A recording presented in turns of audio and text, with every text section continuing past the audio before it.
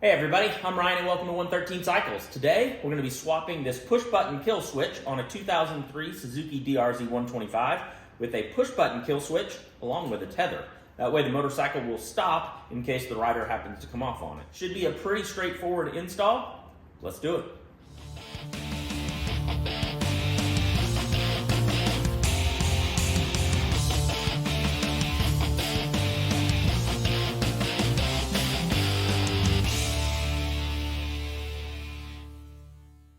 All right, I'm going to start by showing you what I've done so far.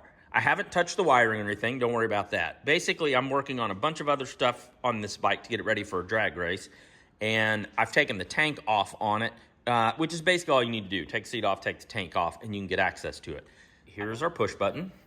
The wiring goes down here and then runs into this connector. Next thing we're going to do is, I'm going to try and do this with one hand, but it's probably not going to work. Basically, you just push this tab here, and the whole thing will separate. I can't do it one-handed, so let me get that. There's a little pin. I'm gonna push down on it, and it's just gonna release. So there's our wiring. Next thing we're gonna do is take the kill switch off. It is just a single screw. Once we loosen the screw, that comes off. These just hook on here, and that's it. So let's take it over to the bench. All right, first thing we're gonna do is test these switches. So I'm gonna put that on continuity. And we're going to hook these up. It does not matter which one goes to which. And our multimeter will beep when we have continuity. So we take our kill switch and we push the button and we have continuity. We take that off, we have continuity. My clips won't fit in here, my little alligator clips. So basically I'm just taking the multimeter and attaching it, just touching it to both of these connectors. There we go. No connection. We push the button, we have connection. So that means that this switch and the switch that I ordered are the same switch. I'll put on the screen what that means with it. I can't remember if that's open or closed. I believe that's an open, and when you push the button, it closes it. But basically, now we know that these two are the same.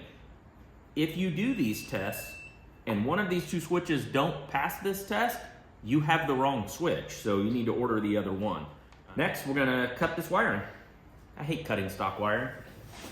So we're gonna go right there. So I made a decision.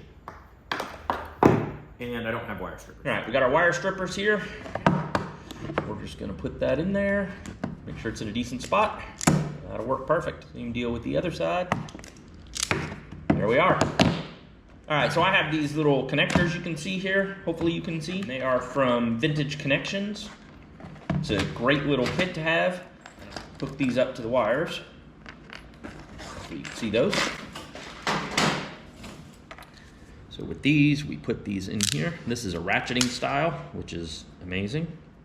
We're gonna use the round end here. I'm gonna put it in our gun, in our tool here. And just slide it in. We're going to go in the middle here. We're going to go on the end here. I'm putting it in the last spot because I can't seem to get it in the other one. And we've got our wire twisted in here. So we're just going to slide it in there to where it needs to be. Tighten that down. See, it looks really good. Now we're going to do it the next size. Well, I'm going to attempt to do the next size. All right. There we go. So now we got a nice connection there. Do the same thing on the next one. Perfect-ish. Yeah, that will be good. All right, so next is the switch. We have the wiring for our switch, and unfortunately, I'm betting, oh, that's the same size. So we only have to put one on here. That's awesome. Let's cut off this ring terminal. So now we own it. This switch was like $15, so I guess I can't complain, but I don't like it. I would spend more money and get a much better one. This is just basically an El Cheapo Amazon one, and it uses 4 bolts with nuts. They're tiny little nuts, if you can see that, which makes them very difficult to get a wrench in and put them on. But I don't like the idea that the whole housing has to come apart. There's too many spots of possible failure there. So yeah, Just don't like this design at all. But, you know, there we have it. Now, we plug our wiring in and route it. Wiring is plugged back in. Now we're just gonna fish this around and get it re-zip tied back up. And once I get it down off the lift, I can rotate the tires both directions and make sure that there's enough room here. That's how your wiring should go with it. Pretty simple, easy. You know, we got good connection on it. My bike is not together, so I'm gonna have to wait until I get it back together to test it. That's all there is to it. I mean, you hook the wires up and you're done. So, you know, the wiring may be a little bit different, but on different bikes. But for this particular one, that's pretty simple. Like I said, basically cut, splice, and we're done. Realistically, I mean, that's about 15 minutes worth of work. That's how you wire the Killswitch up. We are all set.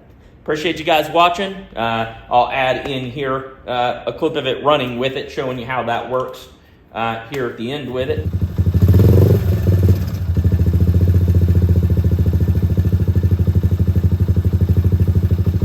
Hand on the tether, and it dies. Push the button, it dies. Again, thank you guys for watching. You know, remember to hit that like button and subscribe to see some more stuff from us.